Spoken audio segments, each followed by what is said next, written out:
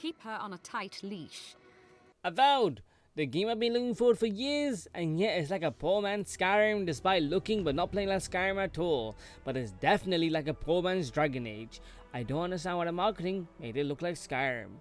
Avowed is the most mid game I played in years, and that's not counting Indiana Jones where I at least had some fun. Here I straight up was bored and uninterested. I should say I had finished the game and I barely even managed to get through it with how bored I was becoming. And it doesn't help the game runs like absolute garbage on my system. I have a decent PC, my specs are on the screen. It couldn't run at 60, dropping to 25 at times, even with lots of tweaking. So what is it about this game I found so mid? Well, for starters, Avowed takes place in the world of Eora, which is part of the Pillars of Eternity universe, where you're an envoy for the Adair Empire. You've been tasked to investigate a mysterious plague known as the Dream Scourge, but as you've also been blessed by a godlike, that's why you have become the kingdom's envoy, and that's why you have mushrooms and crap all over your face. And that's about sums it up. There's not much more to go on about. I mean, there is, and it gets a bit more interesting, but it doesn't matter how interesting it gets because the writing in Avowed is absolute garbage. It's so safe and nothing matters. There's no agency.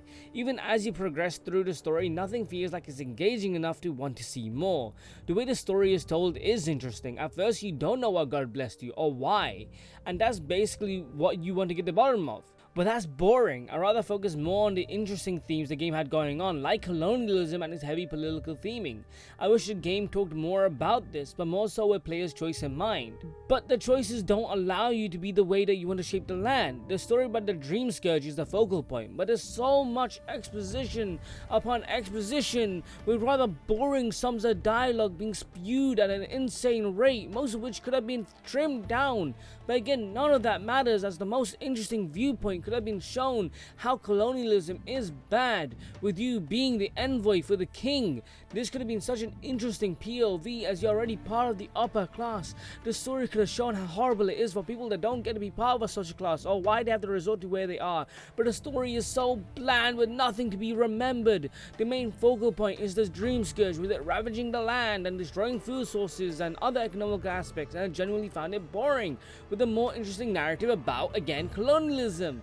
I want to make tough choices that affect people, but every choice is too soft. I'm an envoy for the king. Let me imprison or slaughter people as I wish. Let me send them to the gallows and torture them. Let me choose the bad guys. Let me be part of the kingdom. Let me make of what I want with the lands, but that never happens until the last section of the game. But it cucks you so hard and makes you do the good thing. But I want to make people suffer. The way the story is written is like baby's first RPG, with none of the grit and heartache that comes with such a heavy topic.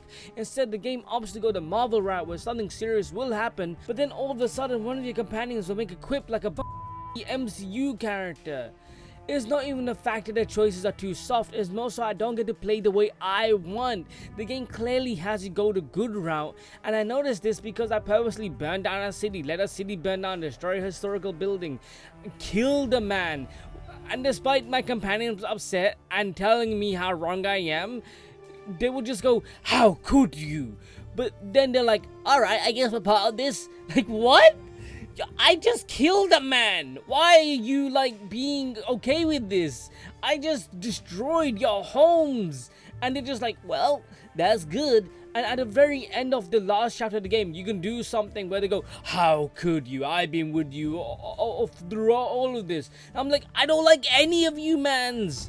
You can piss them off, disagree with them, go against their wishes, and nothing changes. They continue to be on your team. There's even an event where you tell someone to leave, but they end up joining you anyway. So the choices that you make with them have no impact. Keeps me plenty busy. Come to think of it, I haven't been to Emerald. No. Why do none of the options say piss off, go away? Hey, you don't have to. Now that you mention it, you're gonna need my help if you're traveling. No, I through the don't. lands Go of this away. man, dude. I have 2 rules. As for the companions, I found them generic and I wish I could kill them. The most interesting they would get is when they would disagree with me. Anyway, for me, I'm gonna give the story a 3. It's garbage. It's definitely better than Skyrim, but Skyrim was never about the story, rather the journey. So to compare it to Dragon Age or Mass Effect, it's again a 3. As for gameplay, What really turned me off more than anything is how immersion breaking it is. What I love about Skyrim, yes vanilla, is how simple but varied it is in how I can play. I enjoy being a thief that breaks into people's homes and being able to steal the valuables while then selling it back to the stone owners. But that's not possible here. I have to be what the game tells me to be, and it's annoying. Let me play how I want to play. Let me be responsible for my actions. Let me kill whoever I want, even if that means losing the whole quest line. I do appreciate that choices do have impact, where when you do something it will be brought up at a later time, but at the end of the day none of the choices matter to me because it's not how I want to do things. And it doesn't help that the world is static. Every NPC doesn't move or they have schedules. They don't feel like they have lives, so you never come across fun random bits of exploration like you would in a Fallout Elder Scrolls. In Avowed, the moment you step into the first city, the game thrusts a companion on you and there's no way to dismiss him. I don't want a companion. Like, I don't care for them. There's never a reason why I should care about them. The companions can't die either, so I don't give a shit what happens to them. They should have been expendable and replaceable if that's the system the game was going for. Make me care for them, make me want to take care of them like units. Give me people who will leave if my views are different from them. Or let me do more stuff with them, like a dating aspect. I like social stuff, and this game has none of that. Outside of that, the only other gripe I have is how you have conversations. I hate the forced cutscenes. Let me move around. Let me constantly be in first person. Don't cut to my character who can't say anything. It's like coming to a piece of cardboard in a movie. What's the point? It's not like I'm expressive or anything. Anyway, with that out of the way, there were a few things I enjoyed, so let's go over those. I love the way the game looks. It's so colorful and vibrant. I genuinely don't understand how people can say it looks bad or goofy. I do wish the game had shown more horrible stuff that I could, but you know, it's fine. I enjoyed the races you come across. A shame you can't play as them, and I hope in the second game they take a real look at real fantasy world with races as the pros and cons. What I love about fantasy settings is how different cultures are and how each race views each other. It's gonna sound bad, but Skyrim has a lot of racism, with each race having a reason to like or dislike each other. I would love for Avowed 2 to show more of that and why we as a character are joining in a merry band of misfits, if that's what they're going for again. The lore you can read is enjoyable, much better than the dialogue, funny enough.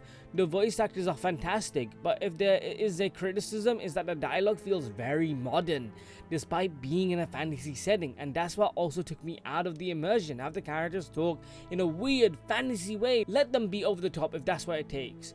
The exploration is fun. I mean, there's only around 6 enemies altogether, but I enjoyed it. And finally, the biggest draw to Avowed is its combat. Holy shit, I have not experienced an FPS combat like this. It's so much fun seeing what the game is like after 30 hours. It does look the same, but so is Skyrim. But here the combat system is so much better. That being said, it doesn't really change, and a big and expansive skill tree should be introduced next time. But regardless, no matter what it shows in combat, it feels amazing. There's so much weight and depth, and playing as a hybrid combat mage that's also good with melee is fun as hell. The spells are cool, and I also love how this game has elemental effects that affect the world, like using ice to freeze water, or fire to destroy spiderwebs, or even using lightning to electrocute water, and being able to dodge left, right, and backwards is amazing. Holy shit, the combat is amazing. If anything, drop the RPG aspect and just do an action game with more skills and spells and heavier skill sets. Holy shit, you're set. I'm gonna give the gameplay a 5.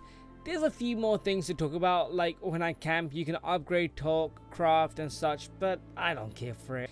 Anyway, that's it for me. Thank you for coming to my TED Talk. Take care and see ya.